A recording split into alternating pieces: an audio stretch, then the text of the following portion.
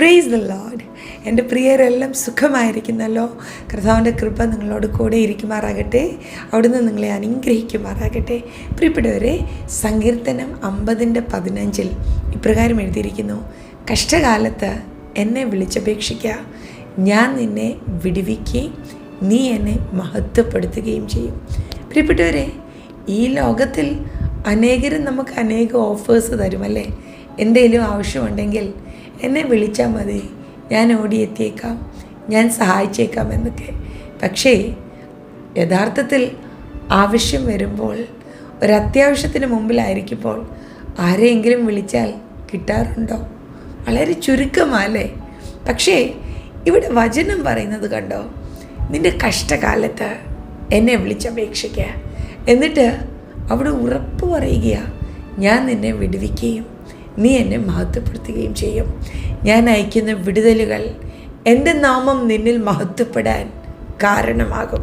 പ്രിയപ്പെട്ടവരെ, ആരും സഹായിക്കുവാനില്ലാത്ത ചില സാഹചര്യങ്ങളിലൂടെ അല്ല ഇപ്പോൾ കടന്നു പോകുന്നത്. കഷ്ടകാലം എന്നൊക്കെ പറഞ്ഞാൽ അതിലൂടെ ഇപ്പം കടന്നു പോകുന്നതല്ലേ.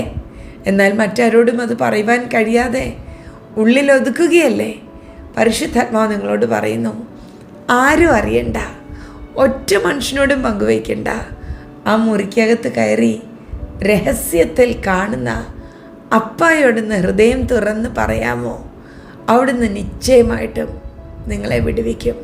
മാത്രമല്ല, അപ്പായുടെ നാമം മഹത്വമെടുക്കും. പ്രിയപ്പെട്ടവരെ, രഹസ്യത്തിൽ ഉള്ള കണ്ണുനീരിന് പരസ്യത്തിൽ കർത്താവ് മറുപടി തരും. മനുഷ്യന് മുന്നിൽ കരയുവാനോ കരം നീട്ടുവാനോ ഒന്നും പോകണ്ട. രഹസ്യത്തിൽ അപ്പായുടെ മുമ്പാകെ കണ്ണുനീരൊഴുക്കുക, പ്രാർത്ഥിക്കുക. അതിൻ്റെയൊക്കെ മറുപടി പരസ്യത്തിൽ കർത്താവ് നിങ്ങൾക്ക് നൽകും. നിങ്ങൾ ആരാണെന്ന് സമൂഹത്തിൽ സ്വർഗം തെളിയിക്കും. പ്രാർത്ഥിക്കാം. പരിശുദ്ധ പിതാവേ, ഇന്ന് അങ്ങ് ഞങ്ങളോട് സംസാരിച്ചതിന് നന്ദി. ഞങ്ങൾ അങ്ങയെ സ്നേഹിക്കുന്നു. ഞങ്ങളെ വിടുവിക്കുന്നൊരു അപ്പായുണ്ട്. നന്ദി അപ്പ.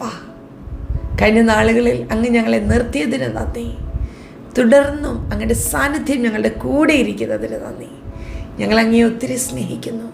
ഞാൻ എൻ്റെ പ്രിയരെ ബ്ലെസ് ചെയ്യുന്നു. മഹത്വ അപ്പായ്ക്ക് യേശുവിൻ നാമത്തിൽ തന്നെ ആമേൻ. പ്രിയരെ, കഴിഞ്ഞ ചില ദിവസങ്ങളായി നമ്മളുടെ വീഡിയോസ് കൃത്യസമയത്തൊന്നും എത്തുന്നില്ല. എനിക്കറിയാം. യൂഷ്വലി 7:30 PM ഞാനിവിടെ നിന്ന് അപ്ലോഡ് ചെയ്യാറുള്ളത്. പക്ഷേ കഴിഞ്ഞ ചില നാളുകളിൽ, ദിവസങ്ങളിൽ അതിലൊക്കെ താമസം സംഭവിച്ചു.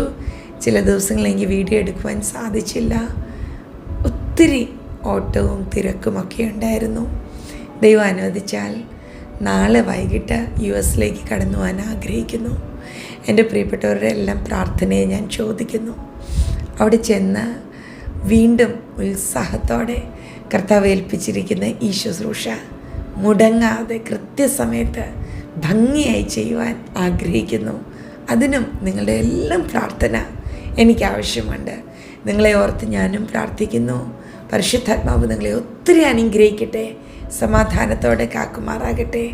നമുക്ക് വരും ദിവസങ്ങളിൽ വീണ്ടും ഒരുമിച്ച് കണ്ട് ദൈവത്തെ സ്തുതിക്കുവാനും കർത്താവിനെ സ്നേഹിക്കുവാനുമൊക്കെ ഇടവരട്ടെ. യാത്രയോർത്ത് പ്രാർത്ഥിക്കണേ. ബ്ലെസ് ചെയ്യും.